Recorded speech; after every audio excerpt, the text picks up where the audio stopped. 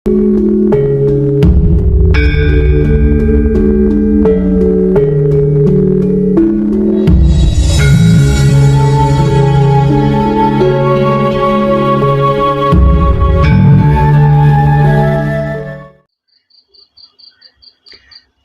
membebaskan diri dari masalah dosa dan karma, serta melepaskan diri dari belenggu penderitaan dan kebahagiaan dunia itu bagaimana ya?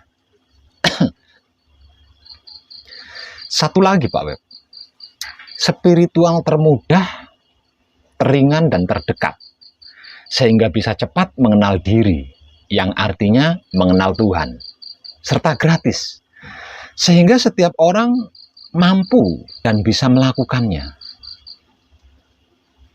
Itu bagaimana Pak Web? Soalnya selain sudah capek, lelah, juga sudah kehabisan modal Pak Web. Bener tuh, sudah capek dan lelah. Bener tuh, sudah kehabisan modal.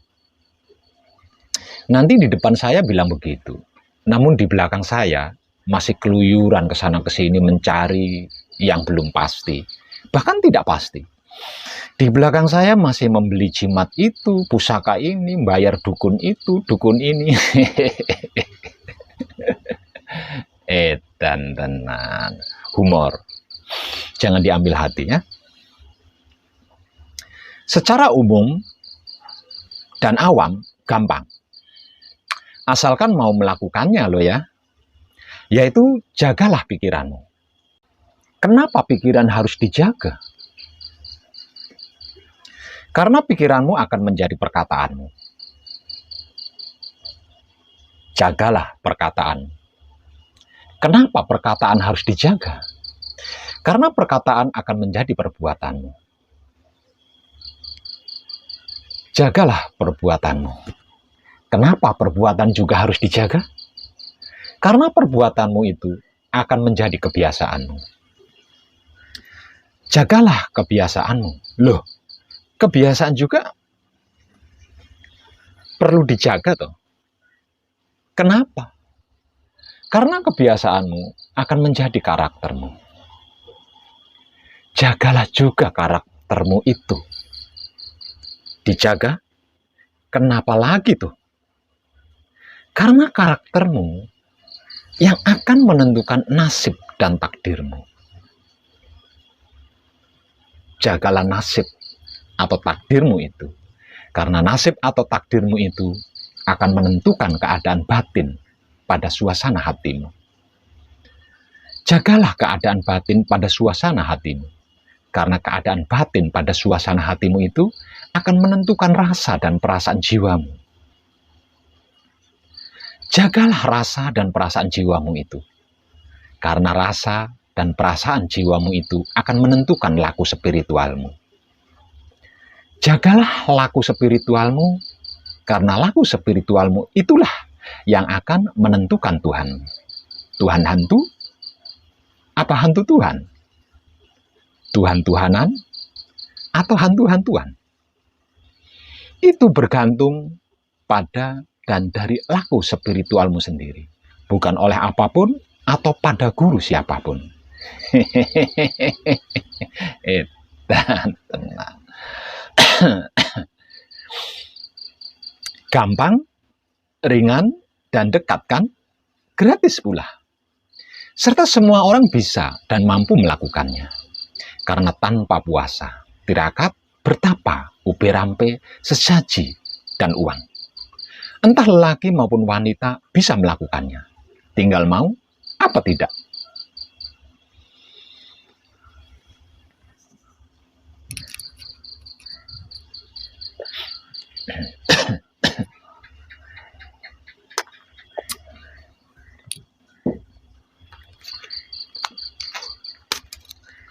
Kadangku,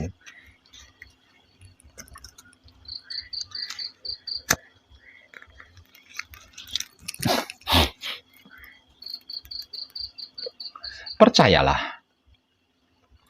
manusia hidup di dunia ini bukan diciptakan untuk binasa. atau hancur alias mati. Diturunkan ke bumi ini bukan untuk bermasalah, apapun bentuk dan model masalahnya. Seperti menderita, susah, miskin, sakit, dan lain-lain. Kemudian mati atau binasa alias hancur, jadi santapan hewan-hewan tanah. Kok bisa begitu, Pak Web? Ya, dikarenakan ada 3 singgasana Maha Suci di dalam diri manusia. Tempat ketika Maha Suci bertahta sebagai Sang Pencipta, sebagai Sang Pemelihara, dan sebagai Sang Penyempurna. Di dalam semesta alam, yang sering saya informasikan tanpa tedeng aling-aling dengan bahasa yang sederhana, sebagai otak atau pikiran, hati atau batin, kelamin atau syahwat. Yang secara spiritual disebut-sebut sebagai Nurullah atau Nur Allah, Nur Muhammad, Nur Ilmu Muhammad. Disebut-sebut juga sebagai Sirullah, Datullah, Sifatullah, atau Sir dat sifat Tuhan. Juga disebut sebagai Baitul Makmur, Baitul Muharram, dan Baitul Muqaddas atau Maqdis. Aku bertahta di dalam Baitul Makmur, yang berada di dalam kepala Adam. Apa yang berada di dalam kepala kalau bukan otak atau pikiran yang sering saya informasikan tanpa tedeng aling-aling? Aku bertahta di dalam Baitul Makmur yang berada di dalam kepala Adam. Itu tempat kekuasaanku. Di dalam kepala atau ubun-ubun ada otak. Di dalam otak ada manik. Di dalam manik ada budi. Di dalam budi ada nafsu. Di dalam nafsu ada sukma, di dalam sukma ada rasa, dan di dalam rasa ada aku yang sedang mencipta. Aku bertahta di dalam Baitul Muharram yang berada di dalam dada Adam. Apa yang berada di dalam dada kalau bukan hati atau batin yang sering saya informasikan tanpa tedeng aling-aling? Aku bertahta di dalam Baitul Muharram, itu rumah tempatku, memelihara, berdiri di dalam dada Adam. Di dalam dada ada hati atau kolbu.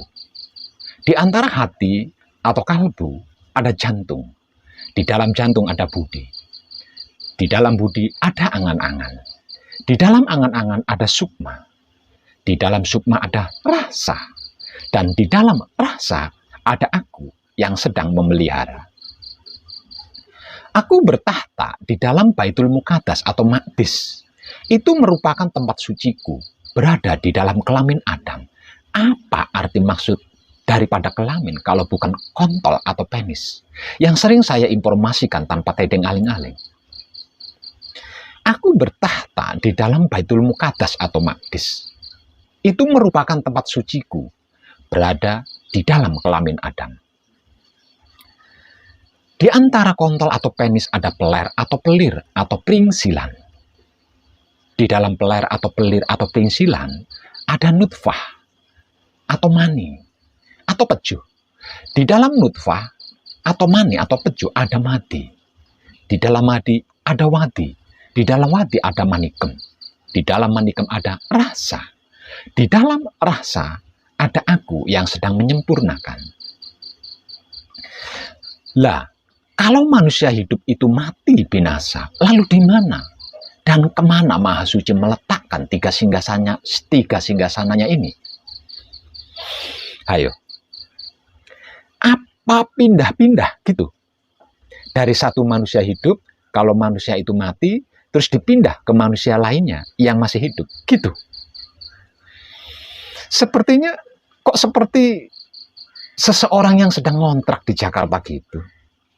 Kalau kontrakannya habis atau rusak, terus pindah kontrakan. Gitu. Capek deh. 3 singgasana inilah yang merupakan potensi maha dasar bagi setiap diri manusia hidup.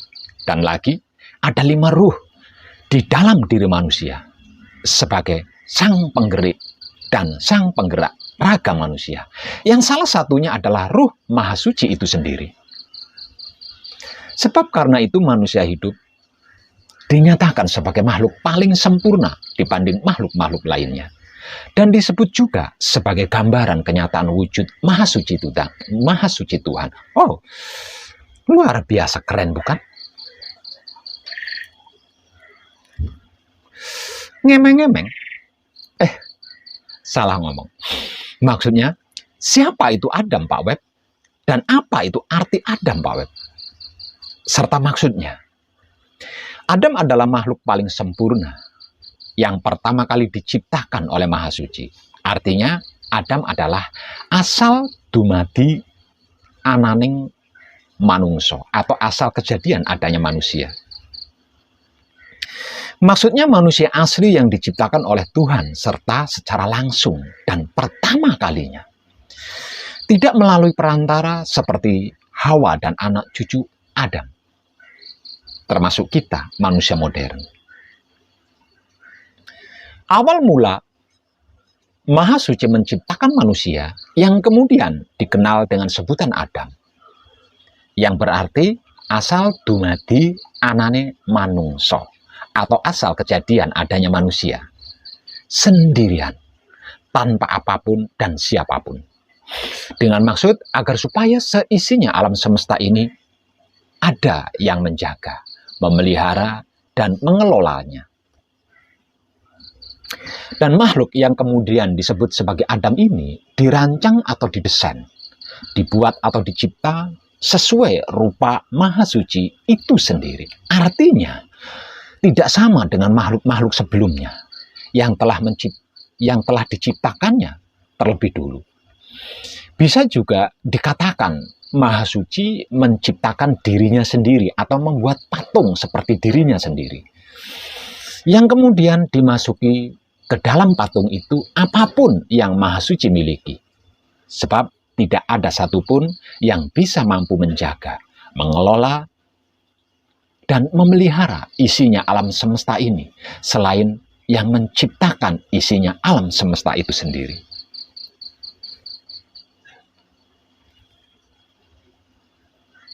Dan lagi, menggunakan Adam inilah Maha Suci melakukan penciptaan-penciptaan berikutnya, terutama manusia-manusia lainnya setelah Adam, termasuk Hawa dan anak cucunya, hingga sampai kepada kita manusia modern. Karena Adam akan dijadikan alat untuk menciptakan berikutnya, untuk penciptaan berikutnya, dan akan diberi tugas untuk menjaga, memelihara, dan mengelola alam semesta seisinya. Maka dari itu, diberikanlah seluruh yang dipunyai Maha Suci, yaitu 4 esensi ilmu kesaktiannya sendiri, yang merajai seluruh air, seluruh angin, seluruh api, seluruh tanah, dan seluruh makhluk. Yaitu sari-sarinya air, sari-sarinya angin, sari-sarinya api, sari-sarinya bumi, dan dat hidup yang secara laku spiritual disebut-sebut juga sebagai mutmainah, aluama, amarah, supiah, dan rohul kudus atau roh suci. Juga disebut sebagai nafsu mutmainah, nafsu aluama, nafsu amarah, nafsu supiah, dan roh kudus. Disebut juga sebagai sedulur papat kalimo pancer atau kawula Gusti, atau malaikat 4 dan rasul, atau juga disebut sebagai sahabat 4 nabi. Juga disebut dalam tradisinya sebagai Watman, Warman, Watman, Wahman, Rahman, dan Ariman. Atau kakang kawah, sedulur puser, lan getih, serta adi ari-ari. Istilah Balinya disebut sebagai kandapat, yaitu ari-ari, lamas, getih, dan yehnyo. Dalam istilah Indianya disebut juga sebagai yang siwa, yang sadasiwa, yang paramasiwa, dan yang sunya siwa. Dan masih banyak lagi penyebutan-penyebutan lainnya, yang semuanya itu adalah manifestasi Maha Suci itu sendiri kepada makhluk istimewa yang sesuai gambarannya tersebut manusia hidup bernama Adam.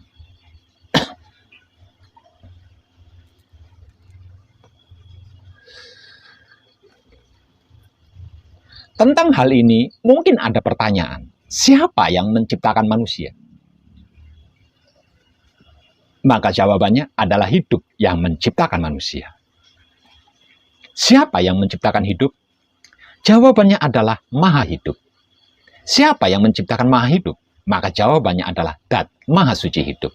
Siapa yang menciptakan Dat Maha Suci Hidup itu, Pak Web? Semesta alam jawabannya. Loh, kok semesta alam, Pak Web?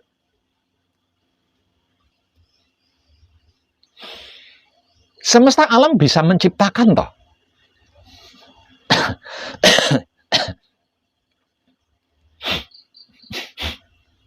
Bukankah semua yang ada ini dikarenakan adanya alam semesta?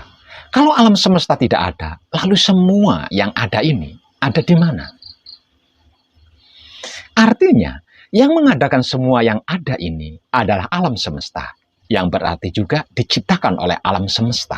Nah, alam semesta inilah sebenar-benarnya yang dimaksud Tuhan. Maka berhati-hatilah, jangan coba-coba mencemari, menodai, dan merusak alam semesta.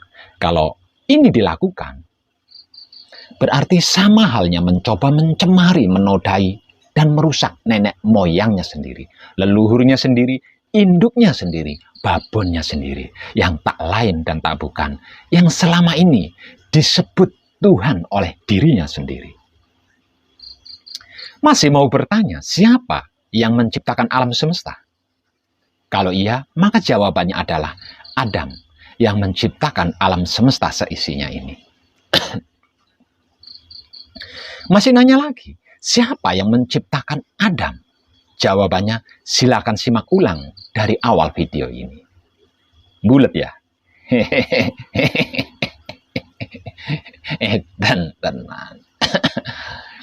Sudah pasti bulet jawabannya. Karena tentang ini, kalau dipertanyakan penciptanya siapa, maka menjadi sama dengan persoalan lebih dulu mana, telur dan ayam atau ayam dan telur. Manusia hidup dan maha hidup sama seperti telur ayam kalau diumpamakan.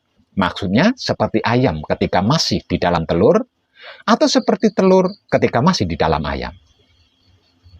Ayam adalah manusia hidup dan telur ayam adalah maha hidup. Atau sebaliknya, telur ayam adalah manusia hidup dan ayam adalah maha hidup. Pada sebutir telur terdapat cangkang atau kulit telur. Di dalam cangkang atau kulit telur terdapat putih telur dan kuning telur. Ketiganya sama-sama berujung kepada kata telur ayam. Mana yang lebih penting dan utama? Cangkang telurnya, putih telurnya, apa kuning telurnya, atau ayamnya? Coba panjenengan renungkan. Jawabannya sudah pasti. Keempatnya sama-sama penting dan utamanya, bukan? Ayamnya juga penting dan utama.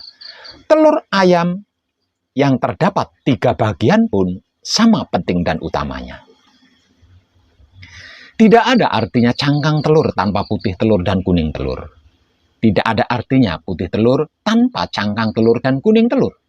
Juga tidak ada artinya kuning telur jika tanpa cangkang telur dan putih telur. Dan tidak ada artinya ayam jika tanpa telur ayam.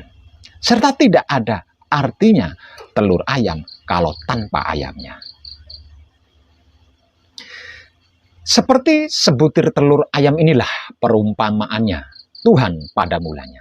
Cangkang telur adalah manusia, putih telur adalah hidup, dan kuning telur adalah suci. Sedangkan ayamnya adalah semesta alam atau Tuhannya.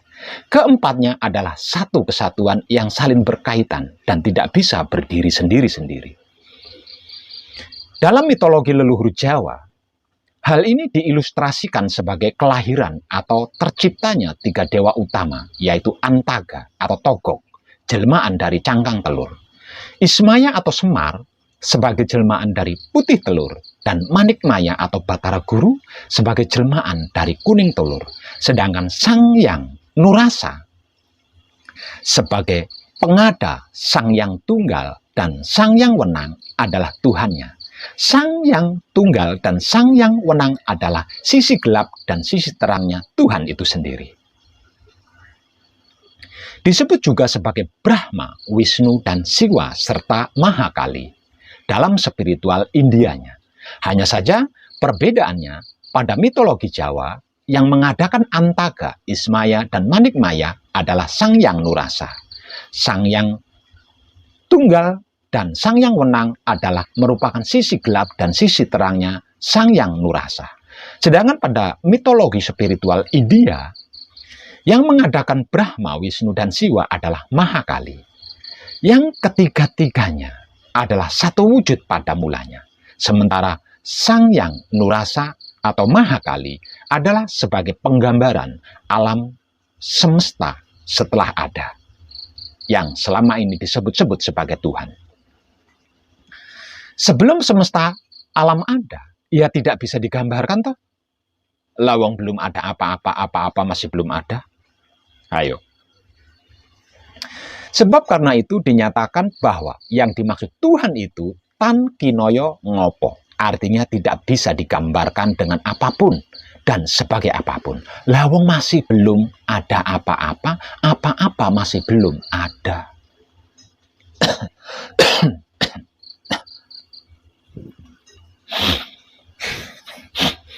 Lalu yang disebut Tuhan yang mana? Apakah Antaga alias Brahma? Atau Ismaya alias Wisnu? Atau Manikmaya alias Siwa? Atau Sang Yang Nurasa alias Mahakali? Saya beri perumpamaan dengan telur ayam lagi ya. Disebut telur ayam kalau keempatnya manunggal menjadi satu kesatuan. Maksudnya, cangkang telur, putih telur, dan kuning telur masih utuh bulat di sarangnya bersama ayamnya. Dan kita melihatnya dengan mata kepala kita sendiri. Kalau tidak menjadi satu dengan ayamnya di sarang, apalagi tidak melihatnya dengan mata kepalanya kita sendiri, katanya tetangga misalnya, belum bisa disebut telur ayam. Misalnya telur itu di pinggir jalan atau di pelataran. Apalagi katanya teman. Itu belum bisa dikatakan telur ayam, karena bisa-bisa saja telur itu telur mentok atau telur burung yang merupai telur ayam kan? Klik tidak panjenengan tentang ini. Ini rumit loh.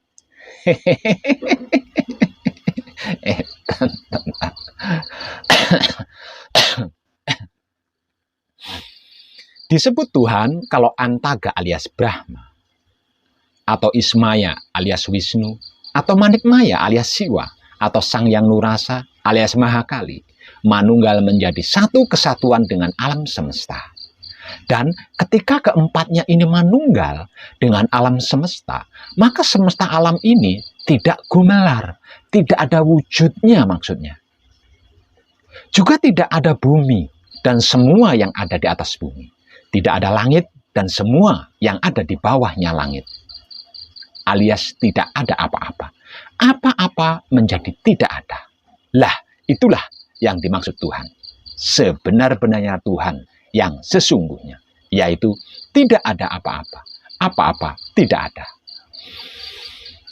Dari ini kita bisa ambil kesimpulan bahwa semua kehidupan di marcapada atau gumelaring jagat, atau seluruh perwujudan alam semesta ini adalah keberadaan dan perbuatannya cangkang telur atau Antaga alias Brahma, dan putih telur atau Ismaya alias Wisnu, dan kuning telur atau Manikmaya alias Siwa, serta Sang Yang Nurasa alias Mahakali, yang tak lain dan tak bukan adalah kedua tangan dan kedua kakinya alam semesta yang dimaksud Tuhan. Klik lo ya. Dan tenang. Sama halnya seperti telur ayam tadi. Disebut telur ayam kalau ayam, cangkang putih dan kuningnya masih utuh bulat di dalam perut ayam. Kalau sudah keluar dan pecah, maka ayamnya sendiri, telurnya sendiri. Cangkang telurnya sendiri, putih telurnya sendiri, dan kuning telurnya juga sendiri. Belum telur ayam dan bukan telur ayam. Kalau begitu. Itulah perumpamaan termudah dari saya Wong Edan Bagu tentang manusia hidup dan maha hidup serta alam semesta atau wujud roh suci, maha suci dan semesta alam sebelum disebut Tuhan atau makhluk. Itulah yang pertama kali ada dan mengadakan apapun kemudian.